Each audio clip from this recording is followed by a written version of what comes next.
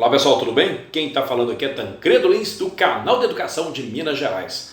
Dessa vez, no dia 10 de dezembro, a deputada estadual Beatriz Cerqueira participou do Assembleia Fiscaliza e trouxe depoimentos importantíssimos, como por exemplo, quanto seria ou quanto poderia ser pago para cada servidor trabalhador da educação quando fizesse aí, se o governo tiver vontade política de fazer o repasse do Fundeb, o chamado rateio.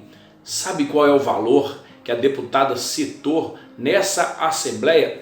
Vale a pena acompanhar esse vídeo, mas já vou dizer para vocês, em torno de R$ 6.599,60 para cada trabalhador da educação.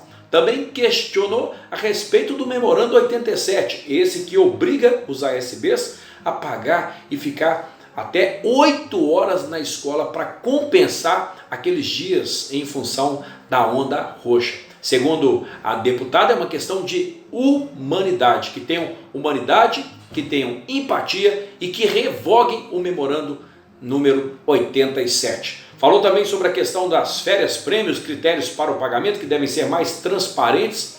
Sobre concurso público, nós já tivemos governos com 22 nomeações. Informa também sobre essa questão da quantidade de nomeações no estado de Minas Gerais pelo atual governo.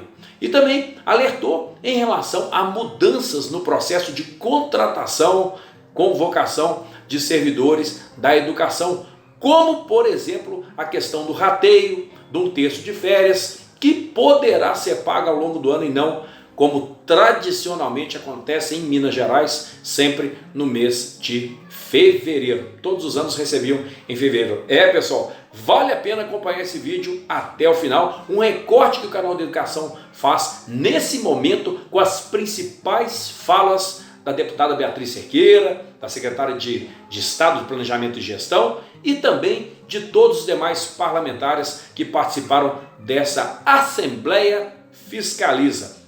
Não perca tempo, participe comigo, ative o sininho para receber todas as notificações aqui no canal da Educação. Se você não é inscrito, faz agora a sua inscrição no canal da Educação. Vamos acompanhar comigo na tela para você!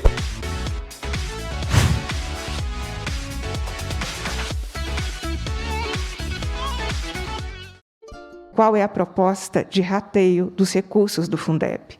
Porque este saldo é do dia 10, entrará mais recurso no Caixa do Estado até o final do mês. O maior IDEB da nossa história, ou o maior salto da história do IDEB em Minas Gerais, se deve ao trabalho dos profissionais em educação, que estão, como o próprio prato diz, salário de fome, não. Então, essa questão do Fundeb precisa de uma resposta. É a terceira vez durante a Assembleia Fiscaliza que eu faço essa pergunta. Se feito o rateio, seria R$ 6.599,60 a que cada trabalhador em educação teria direito.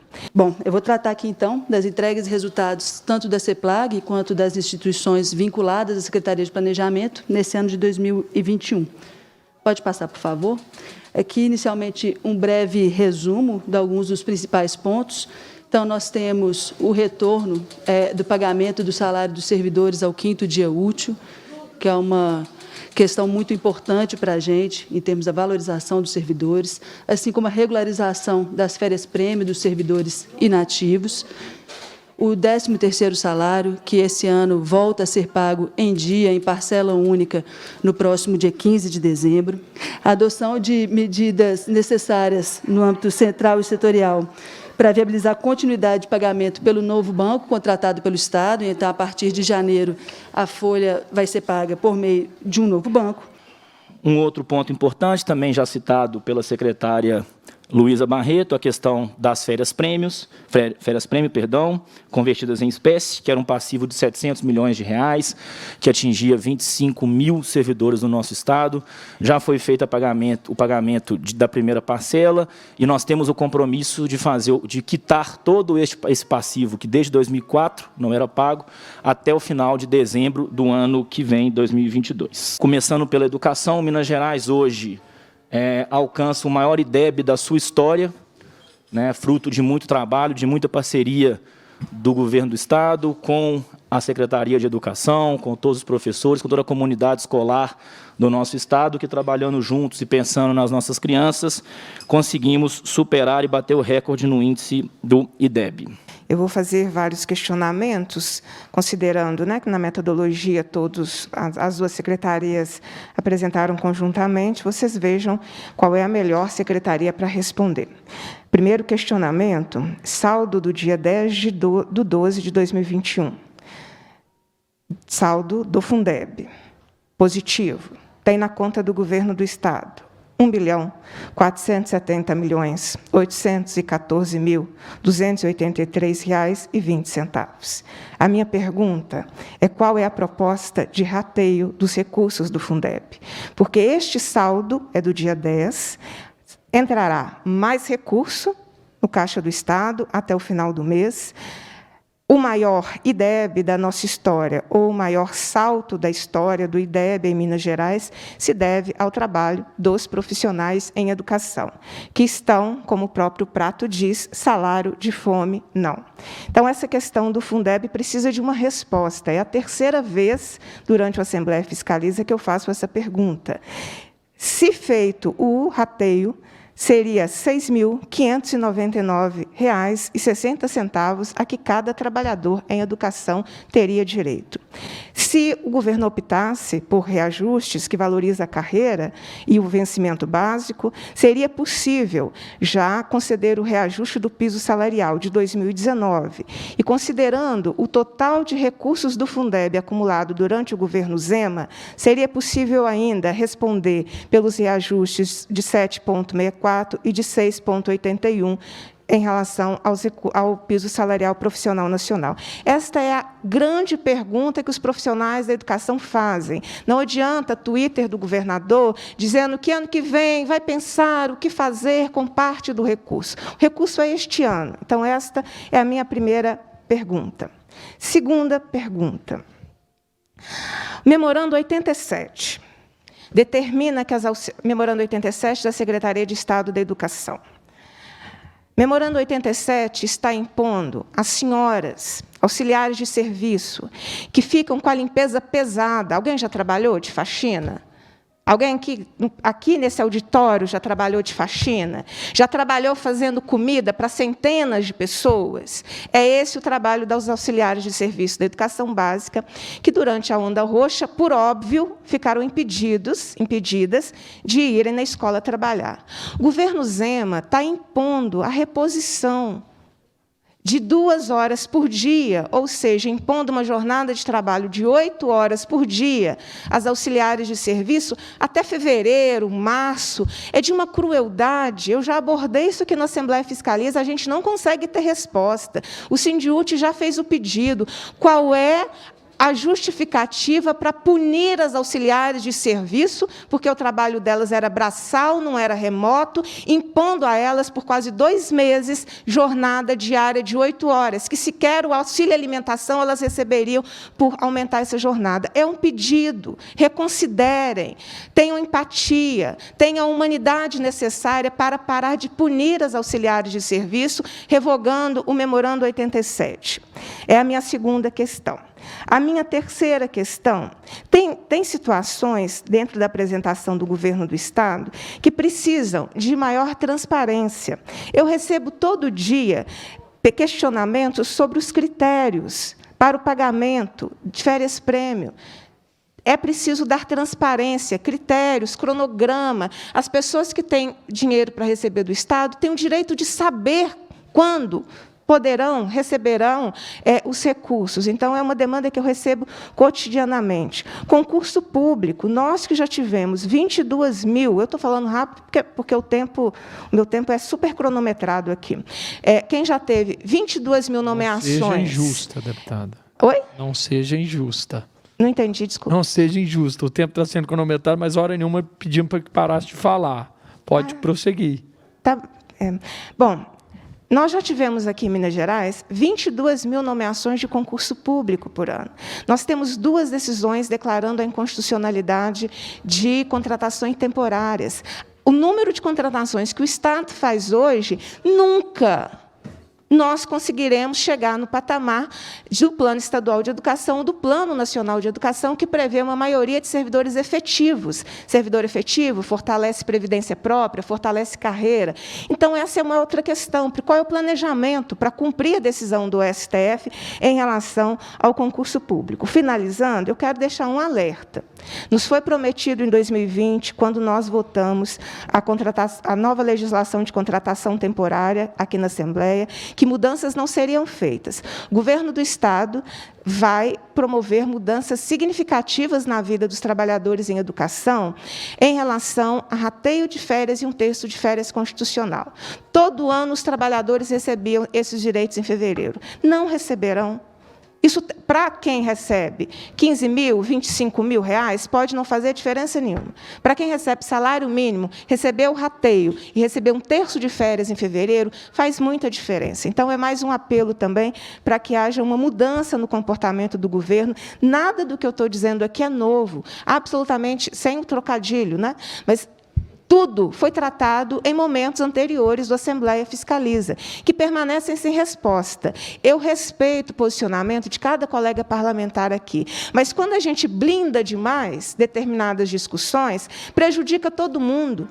Tem várias questões que são objetivas, concretas, que a população quer saber, mas que a gente não consegue obter respostas efetivas, eficazes, né? Respostas que sejam de acordo com quem está lá fora, depois daquela porta ali, está esperando, acompanhando a angústia real da vida das pessoas. Eu centrei as minhas discussões no âmbito sindical da educação, em respeito aos meus colegas profissionais da educação e por saber o que eles enfrentam no dia a dia. Se nós pudermos ter respostas efetivas, rateio de Fundeb, política remuneratória, concurso, memorando 87, seria muito importante. O que não puder ter resposta efetiva, pelo menos um compromisso de quando teremos, porque nós finalizaremos a Assembleia Fiscaliza segunda com muita coisa sem resposta. E eu acho que é importante que esse processo nos dê respostas concretas, imediatas e reais. Obrigada, presidente. Eu vou começar falando primeiro sobre o Fundeb. A gente tem trabalhado com a plena execução do Fundeb, essa é a nossa expectativa. Eu sei que ainda temos alguns dias aí pela frente. Então, a gente tem hoje, realmente, de fato, seus números estão absolutamente corretos, 10 bi aproximadamente receita, aproximadamente 1 bi de saldo. A gente tem trabalhado para a plena execução disso. É claro que pode, pela fase de execução da despesa, porque algumas despesas que estão planejadas, eventualmente, entre o empenho e o pagamento a alguma distância, e, às vezes, a gente precisa do prazo para o empenho também, mas a gente tem trabalhado para ter a plena execução. Embora a gente saiba, a lei nos permite, e não é o que queremos fazer, queremos executar tudo neste ano, que até 10% da receita do ano possa ser executada no primeiro quadrimestre do ano seguinte, que é justamente o percentual que temos agora, mas vamos trabalhar para a plena execução no ano de 2021. Com relação ao memorando 87, né, esse é um memorando da Secretaria de Educação, não é exatamente um tema da Secretaria de Planejamento, mas cabe a mim esclarecer, embora e buscar os entendimentos junto à Secretária de Educação. A gente tem, né, o prazo para reposição vai até o final do ano que vem. A senhora apresentou uma emenda a um projeto de lei que autorizaria esse abono. Com certeza, se houver autorização legislativa, será seguido, mas tratarei disso com a secretária de Educação para buscar as alternativas possíveis. Mas, realmente, esse é um critério, um tema que não é específico da CEPLAG. Peço desculpas por não dar respostas mais efetivas. Com relação aos critérios para pagamento de férias prêmio. Os critérios de pagamento para férias prêmio, eles são, basicamente, a data de afastamento para aposentadoria. Então, a gente tem um cronograma financeiro, né? A gente começou a primeira liberação financeira no volume maior, no mês de setembro, e, a partir daí, temos parcelas iguais do valor de 34 milhões de reais mensais. E, a cada mês, a gente faz o processamento de todos aqueles servidores que a gente consegue pagar dentro daquele volume de recursos até aquele mês, respeitando a ordem cronológica da data de afastamento para aposentadoria. A gente tem uma determinação, né, uma orientação da Advocacia Geral do Estado, que aqueles servidores que tenham ingressado com ação judicial contra o Estado, eles não devem receber administrativamente esse recurso, porque a gente tem o risco de um eventual duplo pagamento. Então, nós extirpamos da base de dados servidores que tenham ações judiciais. Esse levantamento de quais servidores que têm ações judiciais ele foi feito em conjunto pela Advocacia Geral do Estado. Contamos também com o apoio do Tribunal de Justiça, mas as bases de dados elas não são perfeitas e não são exatas. Eventualmente, servidores que tinham ações de outros temas ficaram sem receber, e, para isso, a gente estabeleceu um fluxo para que eles nos informassem. A Advocacia Geral do Estado faz a conferência, esses servidores imediatamente entram na fila de pagamento. Por que nós também não divulgamos anteriormente o cronograma? A gente tem o caso de alguns sindicatos que ingressaram com ações coletivas em relação ao tema. Por exemplo, o caso dos sindicatos dos servidores da Fazenda. E aí, esses servidores, independente da data, por essa orientação jurídica de não realização do pagamento administrativo para quem tem ação judicial, eles foram excluídos, por exemplo, da primeira lista de pagamento, ainda que tivessem se afastado para aposentadoria na mesma data daqueles que receberam. Então, a cada mês, esses servidores que fazem a desistência da ação conforme a orientação da Advocacia Geral do Estado, eles passam a ingressar à base. Então, a nossa base, por exemplo, no último mês, ela foi só de servidores que estavam nessa situação, porque eles já estavam dentro da data do último pagamento, mas não tinham recebido por terem ações judiciais. Então, a gente acaba tendo essa necessidade de, a cada mês, verificar todos os servidores que podem ingressar naquela lista. Porque nosso desejo não é de retardar pagamentos. A gente vai, em todos os meses, liberar a totalidade dos valores, e esses valores estão plenamente assegurados para quitação até 31 de dezembro do próximo ano. Então, a gente tem feito esse pagamento a cada mês. A gente não divulga uma lista, deputada, acho que isso é importante. Tá? Alguns servidores já nos questionaram sobre isso, porque a gente não divulga a lista nominal de quem está recebendo a cada mês. Isso é por uma questão de segurança dos servidores. Né? Alguns servidores têm valores a receber, isso gera uma exposição, então a gente não divulga a lista. A gente divulga a cada mês aonde foi possível chegar. Porque, como a gente tem o limite financeiro, e, dentro desse processo, ainda tem mais um fator que aumenta um pouco a complexidade, que, a partir do momento que a gente começa, que a gente anunciou o pagamento, foram sendo taxadas férias-prêmio antigas, então, esses servidores têm que entrar na lista. Então, basicamente, o que a gente tem, o critério é único e exclusivo, de pagamento conforme a ordem cronológica de afastamento para aposentadoria, excluídos os servidores que tenham ação judicial em relação ao tema. Próximo tema, concurso. A gente tem feito o esforço de nomeação, já concluímos 8.000 nomeações, temos autorização para mais ou menos mais outras 2.500 vagas, então completaremos nesse governo mais de 10.000 nomeações, e sim entendemos a necessidade de sempre termos servidores efetivos sendo contratados, isso é importante para o Estado. E o Estado tem feito esse esforço de nomeação, que para a gente é muito importante. Com relação ao rateio de férias, me desculpa, eu não tenho aqui a informação completa sobre o tema, eu peço desculpas por não saber te responder o que tem ocasionado essa suspensão, até mandei uma mensagem aqui para a minha equipe para ver se tinha uma resposta, não tiveram, e eu me comprometo, se tiver o retorno até o final dessa reunião, lhe darei. Peço desculpas pela falta de informação. Luísa, se vocês estão pagando as férias-prêmio por data cronológica de afastamento para aposentadoria, por que, então, não dizer a data de afastamento que será paga mensalmente? Tal mês corresponde a tal período de afastamento. Não tem transparência, as pessoas não sabem quando vão receber. É isso que as pessoas estão pedindo, uma previsibilidade, um planejamento. Se é por data de afastamento, essa data de afastamento corresponderá ao pagamento em qual período? Isso faz diferença na vida das pessoas, né? É uma questão concreta que eu acho que ajuda a responder. Veja bem, faltam 21 dias para terminar 2021. Vocês estão com 1.470 bilhões de recurso do Fundeb de 2021. Se eu pegar o saldo, que foi o que eu mostrei para o secretário da Fazenda, que não conseguiu me responder nada sobre o Fundeb, o saldo acumulado do governo Zema, 4 bi.